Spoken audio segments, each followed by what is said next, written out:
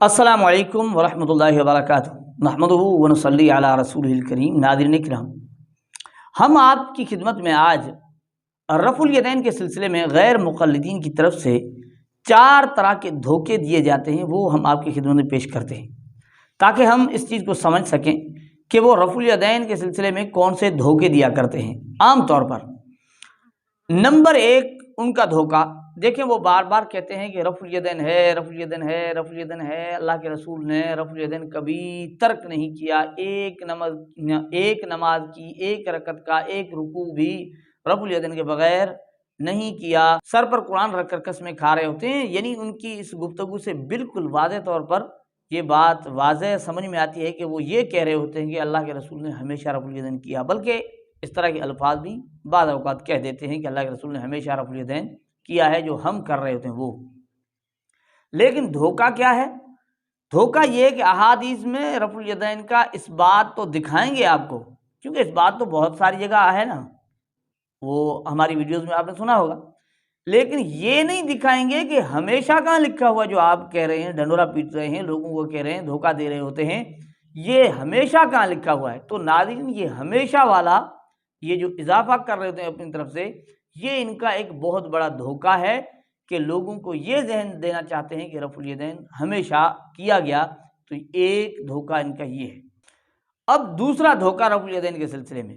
رفع الیدین کے سلسلے میں غیر مقلدین کا دوسرا دھوکہ یہ ہے کہ وہ کہتے ہیں کہ رفع الیدین کا ترک ثابت ہی نہیں ہے،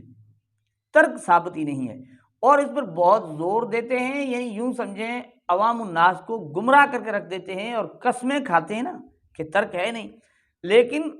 یہ دھوکہ یہ دیتے ہیں کہ وہ احادیث پڑھتے ہی نہیں، سناتے ہی نہیں، دکھاتے ہی نہیں جس میں رفع الیدین کا ترک موجود ہے، بلکہ یہاں تک بہت ساری احادیث کے اندر رفع الیدین کا ترک موجود ہے، لیکن اپنی طرف سے اس کو کہہ دیں گے یہ ضعیف ہے۔ لیکن عجیب بات یہ ہے کہ صحیح احادیث جن کو ان کے اپنوں نے، بلکہ ان کے البانی غیر مقلد خود جو ہیں اس نے بھی اس کو، امام ترمذی نے بھی حسن کہا، اور ناصر الدین البانی نے بھی اس حدیث کو صحیح کہا ہے، اور امام ترمذی نے صحابہ کا عمل بھی اس پر بتایا، اس حدیث کو بھی یہ نہ سناتے ہیں نہ دکھاتے ہیں۔ تو یہ دوسرا دھوکہ کہ ترک کی روایات کو چھپاتے ہیں، بتاتے نہیں ہیں۔ اب تیسرا دھوکہ جو غیر مقلد رفع الیدین کے سلسلے میں دیتے ہیں، وہ یہ ہے کہ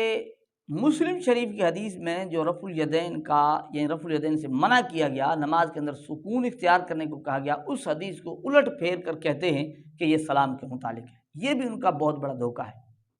وہ اس طرح کہ سلام والی حدیث ہی الگ ہے، اس کا مفہوم ہی الگ ہے، اور نماز کے اندر کی رفع الیدین حدیث ہی الگ ہے، اور سلام والی کے اندر نماز کے اندر سکون اختیار کرنے کا حکم نہیں دیا گیا، کیونکہ سلام کے وقت نماز ختم ہو جاتی ہے، نماز کے اندر کا مسئلہ ہی نہیں ہے۔ وہ چونکہ نماز کے اندر کا مسئلہ ہے، اس لیے اس میں نماز کے اندر سکون کا کہا گیا، اور نماز کے اندر رفع الیدین کو گھوڑوں کی دم سے تشبیہ دی گئی۔ تو تیسرا دھوکہ ان کا یہ ہے۔ اور ناظرین کرام،